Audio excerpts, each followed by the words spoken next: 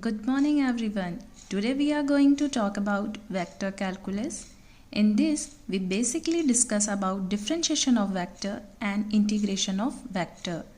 In vector calculus, there are two distinct kind of quantities in a space of 3 dimension. First one is scalar and second is vector quantity. Scalar quantity. A scalar quantity is a quantity which has only magnitude and is not related to any direction. Like length is a scalar quantity. Speed is a scalar quantity. Because यहाँ पे कोई भी direction नहीं है.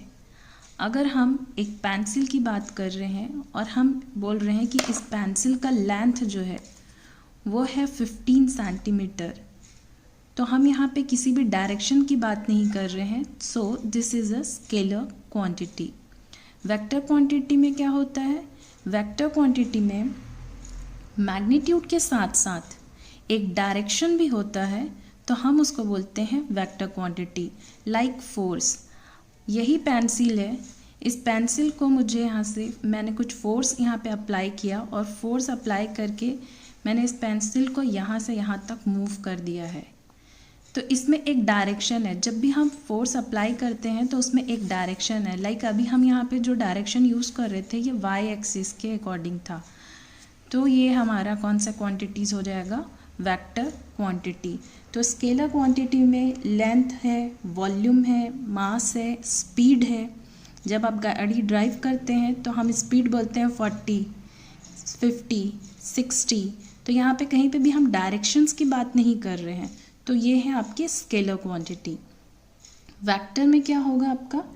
Velocity है, acceleration है और force है, जिसमें हमेशा एक डायरेक्शंस की बात भी होती है उनके मैग्नीट्यूड के साथ साथ.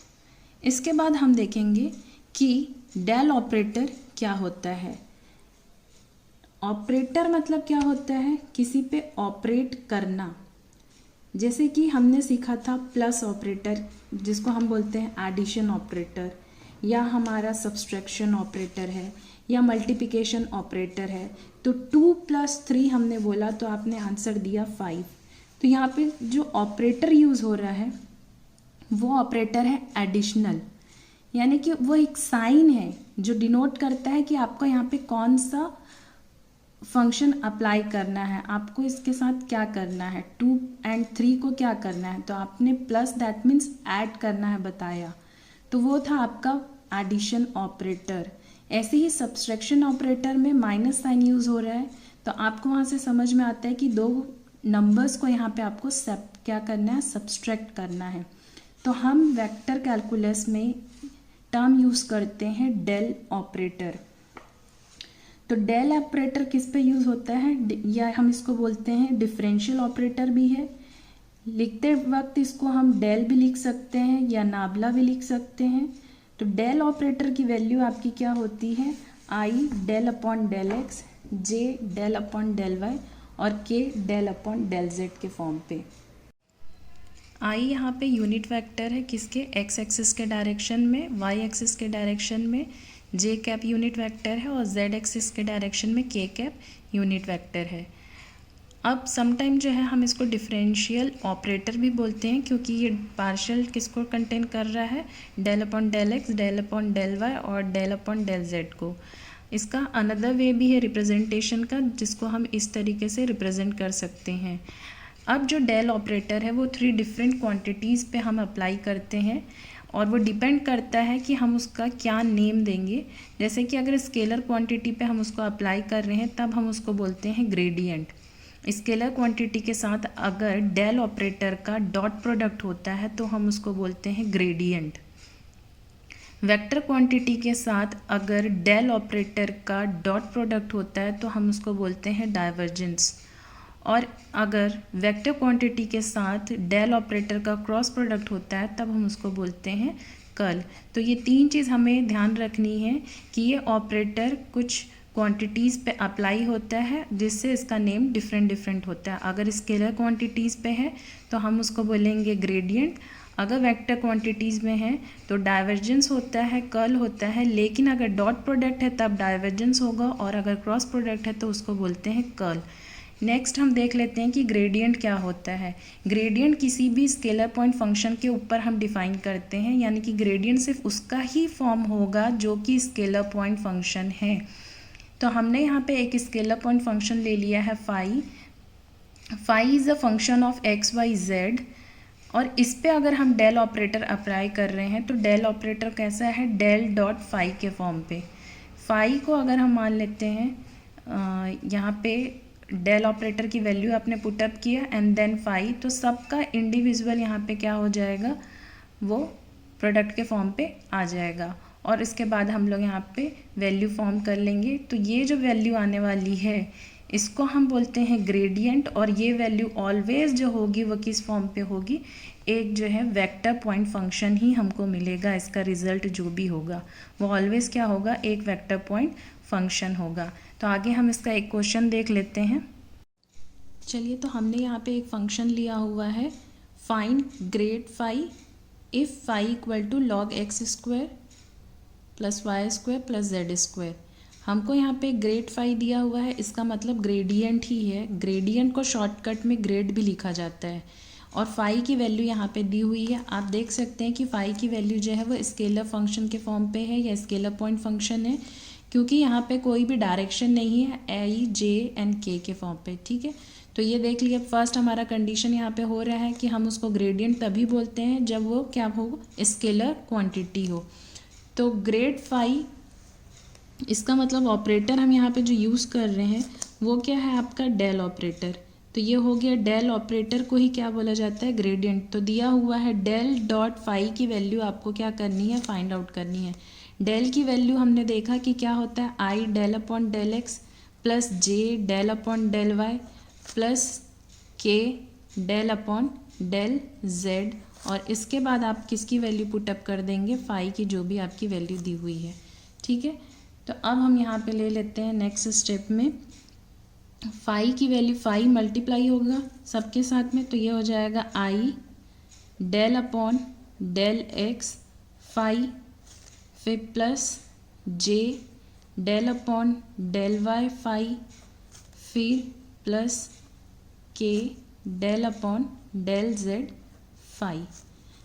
फाई की वैल्यू आप पुटअप कर दीजिए, i del upon del x, phi की वैल्यू क्या है आपकी, log x square plus y square plus z square.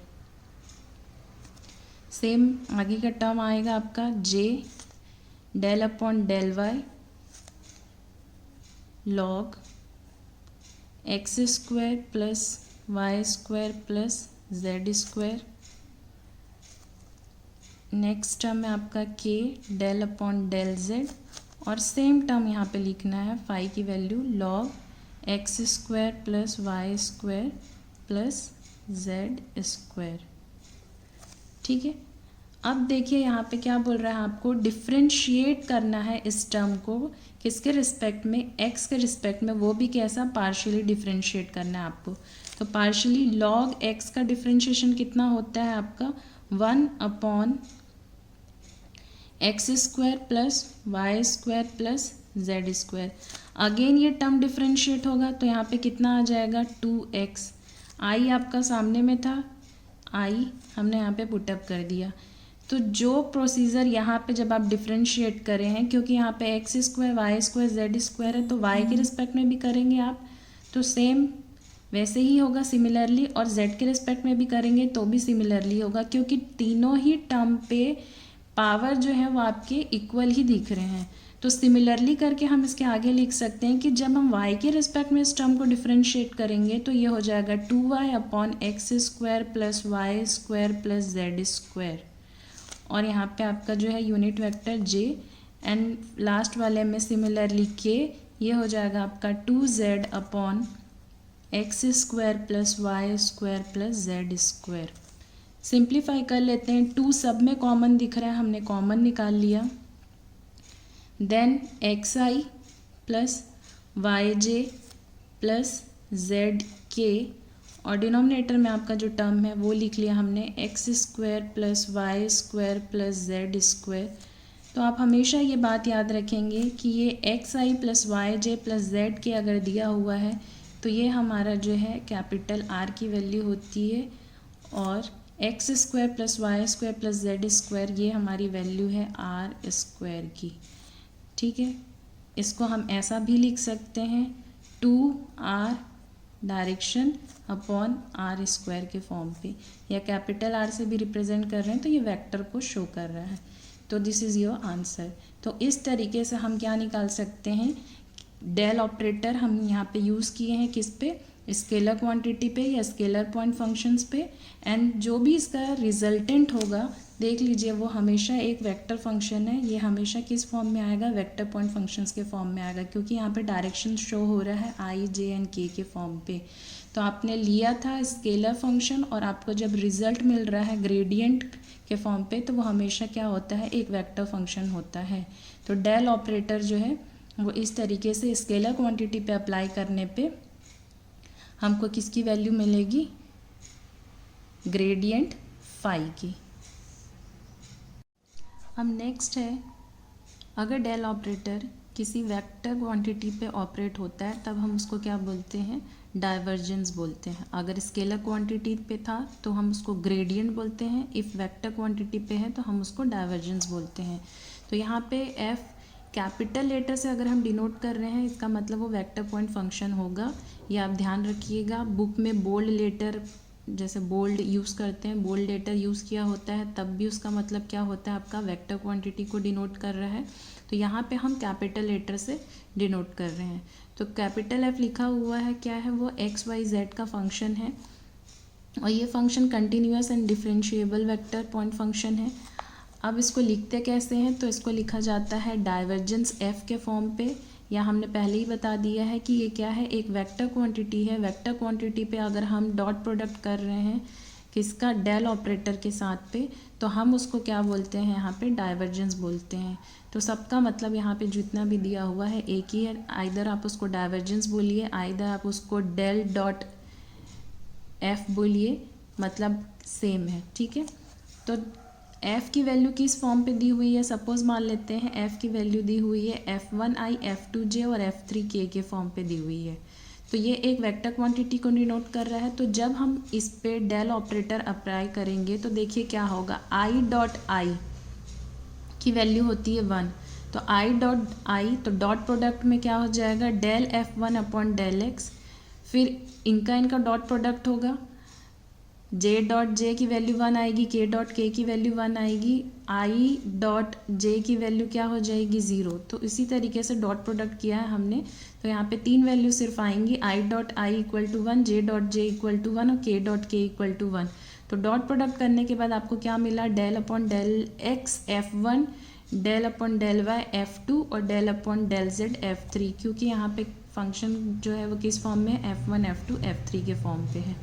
तो ये आपका क्या हो गया, यहाँ से आपको डाइवर्जेंस की वैल्यू मिल जाएगी। कोई भी डाइवर्जेंस की वैल्यू जो है वो हमेशा किस फॉर्म में होगी, एक स्केलर फंक्शन ही होगा। ऑलवेज यहाँ का जो रिजल्टेंट होगा वो स्केलर फंक्शन होगा। चलिए इसमें एक और एडिशनल देख लेते हैं कि डाइवर्जेंस एफ की वैल्यू अगर 0 होती है तो उसको क्या बोलते हैं, सोलोनॉइडल बोलते हैं। जैसे हमने डेल ऑपरेटर का डॉट प्रोडक्ट किया था किस पे, वेक्टर पे, तो हम उसको डाइवर्जेंस बोलते हैं। सिमिलरली अगर हम वेक्टर फंक्शन का क्रॉस प्रोडक्ट करते हैं किसके साथ, डेल ऑपरेटर के साथ, तब हम उसको क्या बोलते हैं, कर्ल बोलते हैं। तो देखिए यहाँ पे डेल ऑपरेटर अभी उसी टर्म के साथ है किसके, वेक्टर फंक्शंस के साथ, और इसका लेकिन हम क्या कर रहे हैं, यहाँ पे क्रॉस प्रोडक्ट कर रहे हैं। बट आपको डिफरेंस शो करने के लिए यहाँ पे जो मैंने वेक्टर लिया हुआ है f, उसकी वैल्यू जो है हमने यहाँ पे ले ली है किसके फॉर्म पे, एफ आई फाई जे और साइन के फॉर्म पे। ठीक है, तो जब हम इसका क्रॉस प्रोडक्ट करेंगे तो हम इसको एक डिटर्मिनेंट्स के फॉर्म पे सॉल्व कर लेंगे, i j k del upon del x del upon del y del upon del z, और यहाँ पे आ जाएगा एफ, जे का टर्म क्या है आपका फाई, और के लिए कौन सा टर्म दिया हुआ है, साई। आप इस डिटर्मिनेंट्स को सॉल्व कर लेंगे। जैसे हम डिटर्मिनेंट सॉल्व करते हैं तो यहाँ से आपको मिल जाएगी कर्ल एफ की वैल्यू। इसमें और एक चीज़ हमेशा याद रखने का है, इररोटेशनल वेक्टर। अगर कर्ल एफ की वैल्यू जो है वो 0 हो जाती है तो उसको बोलते हैं इररोटेशनल। इररोटेशनल, रोटेशंस मतलब क्या होता है, जो गोल गोल घूम रहा है। इररोटेशनल मतलब नहीं है, ठीक है। तो यहाँ पे कर्ल एफ की वैल्यू अगर क्या हो रही है आपकी 0, तो हम उसको बोलेंगे इररोटेशनल। और डाइवर्जेंस एफ की वैल्यू अगर 0 हो रही है तो हम उसको बोलते हैं सोलोनॉइडल। तो इसके क्वेश्चंस देख लेते हैं हम आगे। चलिए, यहाँ पे क्वेश्चन दिया हुआ है फाइंड डाइवर्जेंस आर। मैंने पहले ही बताया कि अगर बोल्ड लेटर में दिया हुआ है तो वो वेक्टर फंक्शन को डिनोट कर रहा है या वेक्टर क्वांटिटी को डिनोट कर रहा है।